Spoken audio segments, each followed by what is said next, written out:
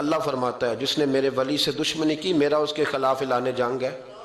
یہ بخاری مسلم کی مستند ترین حدیث ہے۔ صرف جنگ نہیں، اعلان جنگ ہے۔ اس حدیث کی ایک حرف بھی کمزور نہیں، سند بھی کمزور نہیں، متن اتنی تگڑی حدیث۔ حضرت معاذ ابن جبل رضی اللہ تعالیٰ عنہ نبی پاک صلی اللہ علیہ وسلم کے روزے پر بیٹھ کے رو رہے تھے۔ یہ ابو داؤد شریف کی حدیث۔ حضرت عمر آگے کا روتے کیوں ہو؟ فرمانے لگے مجھے دو حدیثوں نے پریشان کر دیا ہے۔ ایک تو نبی پاک نے فرمایا چھوٹی سی ریاکاری بھی شرک ہے، اگرچہ شرک اصغر ہے پر انسان سے غلطی ہو ہی جاتی ہے۔ اور دوسرا حضور نے کہا ہے کہ جس نے ولی سے دشمنی کی میرا اعلان جنگ ہے۔ تو عمر مجھے کیسے پتا چلے گا کہ کون ولی ہے؟ حضرت عمر نے کہا بہتر یہ ہے کہ تو سب کی عزت کیا کر، سب کا اکرام کر۔ لیکن یہاں تو لوگ معاف ہی نہیں کر رہے۔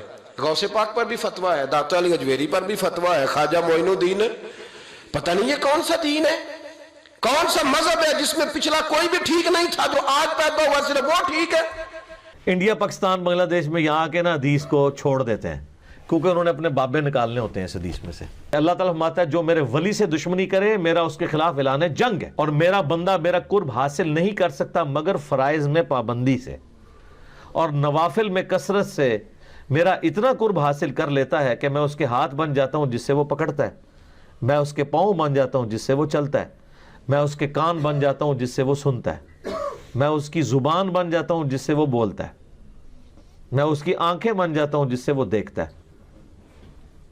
بس انڈیا پاکستان بنگلہ دیش میں یہاں کے نا حدیث کو چھوڑ دیتے ہیں کیونکہ انہوں نے اپنے بابے نکالنے ہوتے ہیں اس حدیث میں سے۔ اچھا، اور یہ حدیثیں ان بابوں پہ فٹ کر رہے ہوتے ہیں جنہوں نے اپنے ناموں کے کلمے پڑھائے ہیں، جنہوں نے انڈیا پاکستان میں شرک پھیلایا ہے۔ مجھے بتائیں قرآن اگر ولی اللہ کی بات کرتا ہے تو اس ولی اللہ کی کرے گی نا جو قرآن کے موجود جب نازل ہو رہا تھا اس وقت جو لوگ تھے۔ قرآن میں کہیں لکھا ہوا ہے کہ 1200 سال بعد فلانا ولی آئے گا، 500 سال بعد فلانا آئے گا۔ قرآن جب ولی کی بات کرتا ہے تو کس ولی کی بات کرتا ہے؟ صحابہ اور اہل بیت کی، جن کی کوئی کرامت نہیں ہے۔ شیخ عبد القادر جیلانی نے 12 سال بعد برات کاٹ لی، حضرت عمر نے کیڑی برات کڈی ہے؟ حضرت ابوبکر نے کچھ بھی نہیں کٹا، سب کہانی ہے جھوٹ۔ تو یہ میں آپ کو فرق بتا رہا ہوں۔ اللہ تعالیٰ فرماتا ہے کہ جو کوئی دشمنی کرے گا اللہ کے ساتھ، اس کے فرشتوں کے ساتھ، جبرائیل کے ساتھ، میکائیل کے ساتھ، تو اللہ تعالیٰ ایسے کافروں کا دشمن ہے۔ اور آج بھی جو صحیح اولیاء اللہ سے دشمنی کرے گا اللہ کی ان کے ساتھ دشمنی ہے، یہ ذہن میں رکھیے گا۔ اور صحیح اولیاء اللہ وہ ہوں گے جو اللہ کی عبادت کروائیں گے، اپنی عبادت نہیں۔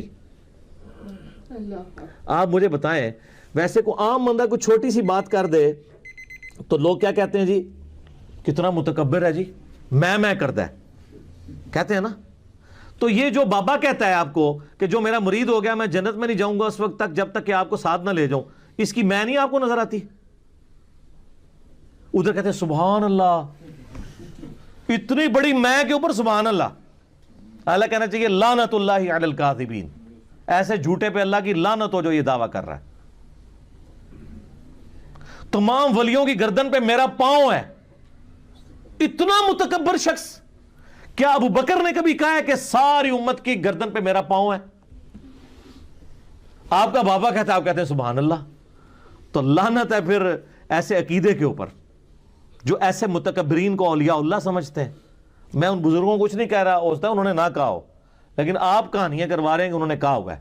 تو آپ ذرا تھنک آؤٹ آف باکس کریں جو اتنا متکبر ہو۔ اب میں آپ کو بتاتا ہوں اللہ کے نیک بندے کی نشانی کیا ہے۔ بخاری مسلم دونوں میں ہے، اے میری بیٹی فاطمہ اس بات پہ نہ کرنا کہ اللہ کے نبی کی بیٹی ہو، اگر اللہ نے پکڑ لیا تو میں تمہارے کچھ کام نہیں آؤں گا۔ تو سیدہ فاطمہ تو جنتی عورتوں کی سردار ہیں۔ آپ کے بابے جو ہیں وہ تو اس قابل بھی نہیں ہیں کہ وہ ان کی جوتیوں کی خاک بھی لے سکیں سیدہ فاطمہ کی، اور ان کے اندر آکڑ اتنی ہے کہ میں اپنے مرید جنت میں لے کے جاؤں گا۔ تو تھوڑا سا مرنے سے پہلے اے مسلمان کر لے اس پہ غور۔ کتابوں کا خدا اور ہے، بابوں کا خدا اور،